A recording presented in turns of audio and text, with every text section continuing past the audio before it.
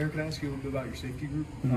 Obviously, with Miles Scott out, what have you seen from those other guys and the reps they're getting, especially Sabor and that? Yes, sir. Yeah, it's been awesome, man. They've really come along, right? I mean, I know we just had practice 4 today, but just the brotherhood and camaraderie, and just to see Miles obviously helping some of the guys, man, it's been so awesome, right? They've made, I mean, you know, you got Mac out there, you got Sabor, Ben Clausen. I mean, they're all, obviously Matt Bailey, they're all playing at a really, really high level just in terms of the communication that they've been having.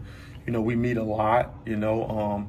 I think it's just doing a large part is those guys get together a lot on their own, and they just want to make their peers and the guys around them better.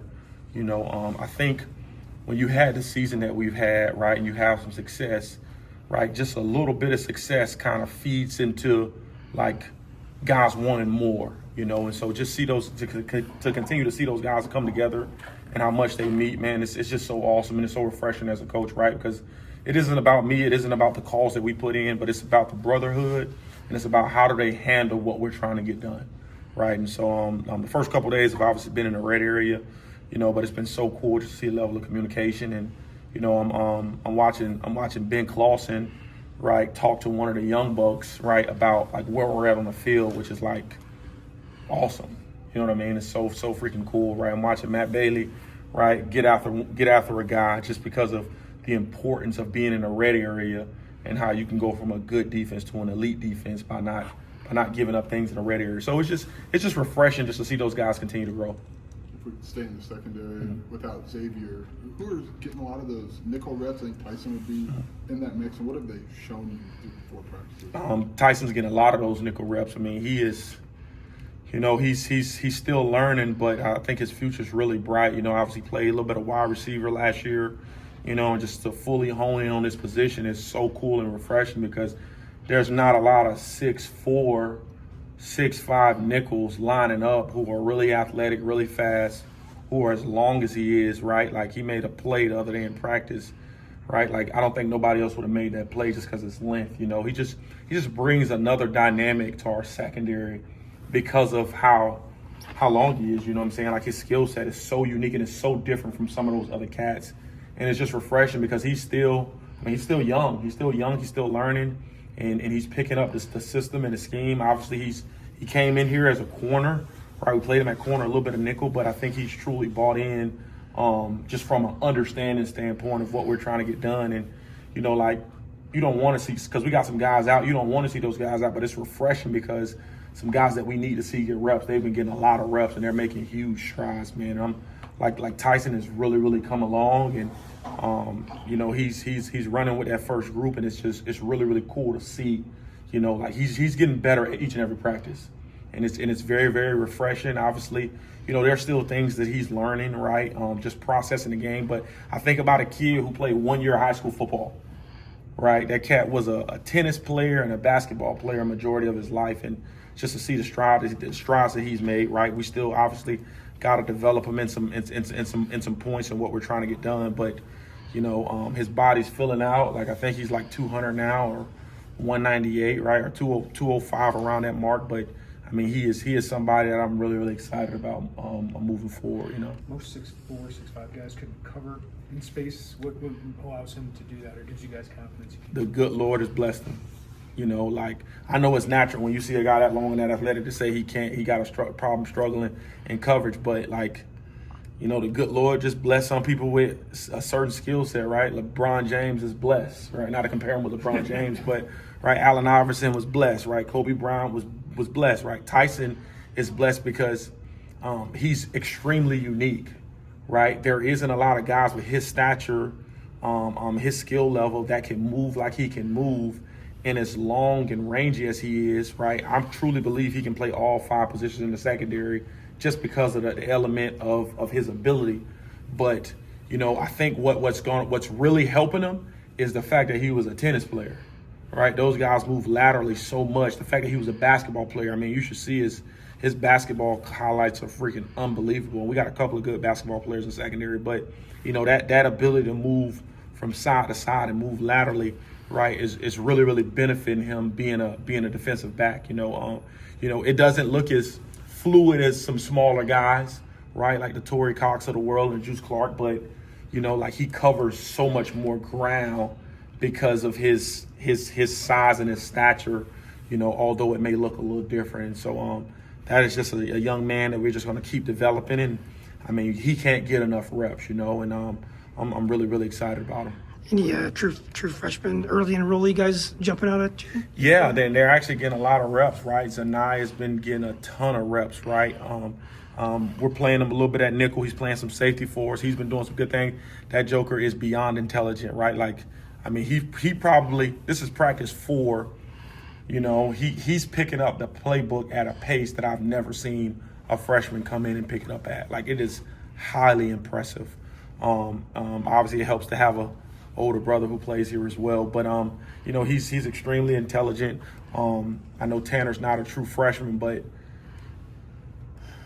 I can't say enough good things about Tanner Heckle, man. He is Kansas. I hope Kansas keep putting out talent. I mean, he was a hidden gem, man, but that he is as talented as any cat we've had come through this building, just from a skill set standpoint, right? Like, and he hadn't, obviously he played some 8-man football, but just his patience, his ability, his athleticism is just so unique because typically, right, I know Illinois is not known for having white corners, right? I mean, it just hadn't been a lot of, just a game of football, it hadn't been a lot of white corners. So you see him out there lined up at corner, or you see him lined up at nickel, and you're like, who is this cat? And then he starts running, and you're like, oh my goodness. Then you see him leave the ground and go for a ball, and it's like, okay, he may not be white. You know what I mean? Like this dude is like, this dude is different. You know what I mean? But I mean, he's just very, very unique, right? He's super talented. But we got some young guys in secondary, man. I'm really, really excited about. But again, that's why I love spring ball, because I think for us, especially with me and Coach Lunny, going into year 3 together, I think it's year 3 together, right? Like, we're trying to find out who can help us, right? Like, it's not about trying to scheme each other up, but just find out who can help us. They got some guys on that side of the ball, right? Like, I can't say that Braden Trimble is a freak show. I can't say enough about him. But they got some guys on that side of the ball. I'm sure they're trying to do the same. But, we're really trying to just see these guys continue to progress and see how they're going to help us during the course of the season. What was the rationale, or I guess the reasoning to move Tanner from safety to corner? So, ironically enough, right, like, so our nickels, he was playing nickel, and our nickels play outside and inside, right? You'll see Xavier Scott line up outside. Like when Quan was here, he lined up outside, and so we just want them guys to have flex, right? Torrey Cox will line up inside, Juice will line up inside a little bit, right? So we want those guys to have flex because what we do and how we do it, like if you can play nickel or you can play corner, you can play nickel. And so we just, it was actually Coach's suggestion, right? Stubbornly enough, I wanted to keep him inside, selfishly enough, right? And Coach B kind of suggested it. And we, after Coach suggested it, it was like, well, we got time, so we kind of slowly just threw him out there, put him out there, and he's been obviously working with Coach Parker. And I think that's really a testament to Coach Parker, right? Coach Parker's an elite level ball coach. Like just from a developmental standpoint, what he teaches those guys, I mean, it's so cool and so impressive. And Tanner's a sponge. Like Tanner's also a 4.0 student, which probably a lot of people don't know. Like he is highly, highly, highly intelligent. You can tell Tanner Heckle something one time and he may remember for the rest of his life. Like his memory is like so impeccable. You can teach him something one time and he's going to do it forever, right? And I think part of it is because he hadn't played a lot of defensive back, he hadn't had to unlearn some things in order to learn them and be better at them. I mean, some of this stuff is just natural, and then some of it is first time doing it, and he's just so fluid at it. He's probably the best basketball player on the team. He's also an elite level basketball player, which helped in transitioning and moving from side to side and moving laterally. But it just came, Coach kind of suggested it, right? And me and Coach Parker, hey man, let's find out if he can do it, right? Because if he can't do it, we can move him inside easily. But if he can do it, right, maybe he can be pretty special at it, and he's been doing a really, really good job at it thus far, With official assistant position coaches for the last year, what difference have you seen in the impact or their feedback where they're on the field as opposed to when they might have been like a step removed as an analyst or a GA? Yeah, well, I mean, for me personally, it really didn't change from my perspective because I've always tried to gather feedback from analysts or GAs or whatever the case may be, because all those guys, they They're in a room with us. They see things that I may miss, right? I think about Grant Morgan, right? And all those guys in our room, they are highly intelligent football coaches. And so I guess now adding the assistant title, it really hadn't really changed nothing for me. That's probably more of a Coach B question in regards to dollars. But I always just try to get feedback, whether a guy was an analyst, a GA, right, whatever the case may be, because they all have really, really good insight and feedback, you know. And I know we can't do everything, and I got to coordinate. I got to make sure it's together. But if there's a good idea and a good thought behind something, man, I'm all for it, especially if it helps us defensively, right? Like, obviously, Coach Arch coming in, being here after a year, Coach Parker, those guys had ideas that we incorporated this season that was brilliant, right?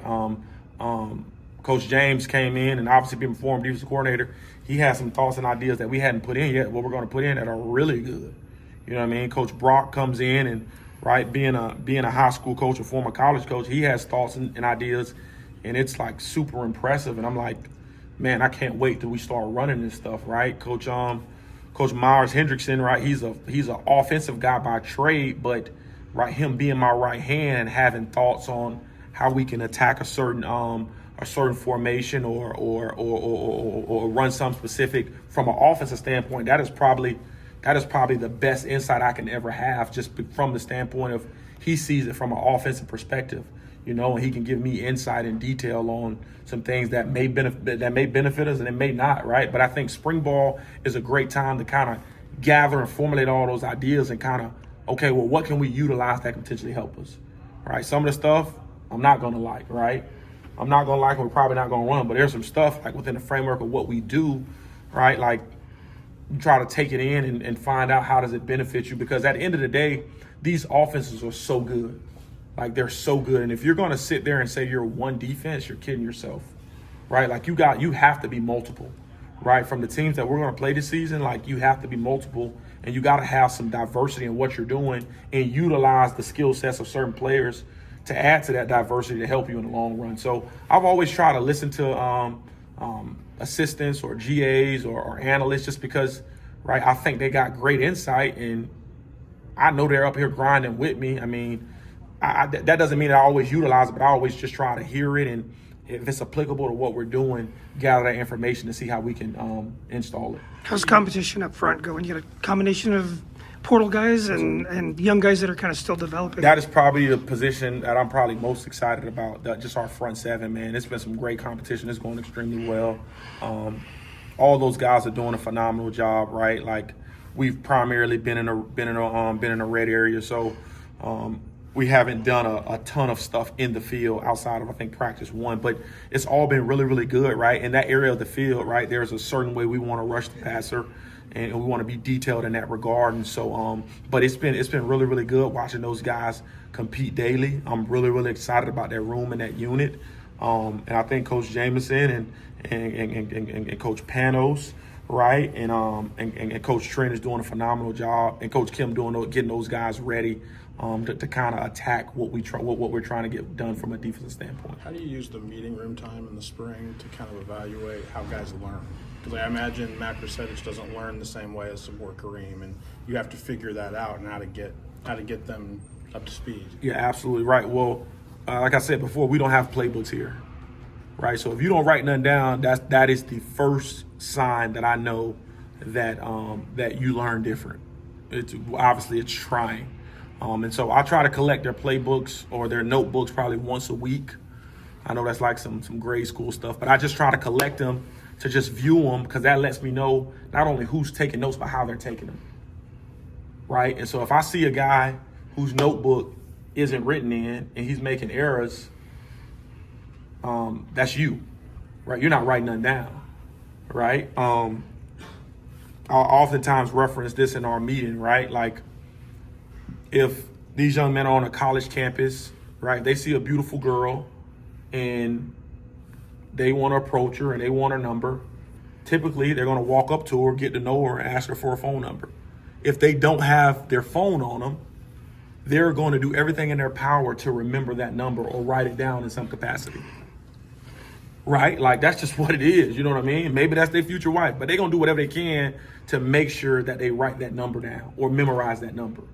There's a level of care there that they want to apply to remembering that number because that's somebody they found attractive. Well, this game ain't no different, right? If you want to be the player that you're capable of being, especially after being on a team and a roster of players that you've seen get drafted, that you've seen walk these hallways, that you've seen sit in the meeting rooms with you, don't tell me that you want all of this and I open your notebook and I don't see it. You know what I mean? And so we don't have that issue, thank God, you know, because guys take high level notes. They do a great job, you know, and but they do learn different.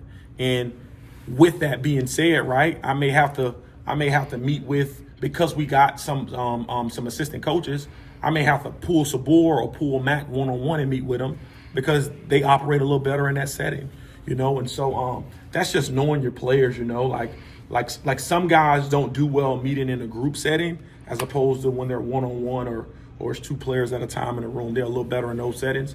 But we make it work. They've been doing a really good job thus far. And then we obviously got a million assistants around who also help them and aid them in that regard, you know, when there's something that I can't do because I'm working on something. All good?